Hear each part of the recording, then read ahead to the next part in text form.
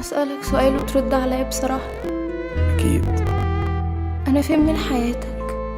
أنا نفسي مش عارف أنا فين من حياتي. بتهرب من سؤالي؟ عارف، ساعات بحس من تصرفاتك إنك قريب مني أوي، وساعات بحس إنك بعيد عني أوي. نفسي فعلا أعرف أنت قريب ولا بعيد، لأني تعبت من الإحساس وعكسه معاك. أنا محتاج لتغيير في حياتي، بزهق من الروتين ومن الناس اللي بشوفها كل يوم. عايز أروح مكان جديد يمكن أقدر أفهم نفسي وأريحني وأريح اللي حواليا. يعني أنت لما تبعد عني وعن الناس هترتاح؟ أنا قررت أفكر في نفسي شوية.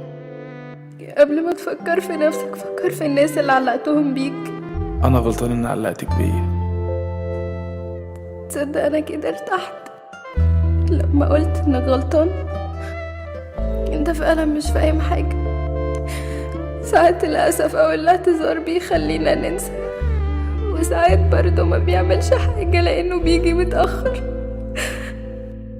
بعد ما تعلق شخص بيك وتخليه مش عارف يبعد عنك. مش بالسهولة دي. أنا بس عندي مشكلة صغيرة أوي مش عارفة أحلها، مش عارفة ازاي انساك واعيش من غيرك. نفسي اعرف اعمل زيك وابعد من غير ما افكر فيك. نفسي اتعلم منك. أنا مقدر إحساسك. لو كنت مقدر بجد ما كنتش مشيت. مش عارف أقولك إيه. عادي، متعودة منك على كل ده. عارفة، إحنا أصحاب كويسين أوي. صحاب؟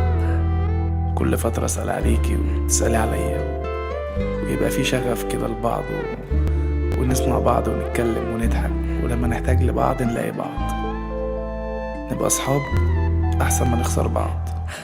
عموما أنا كلمتك عشان وحشتني. هتكلميني تاني؟ هحاول. هستناكي.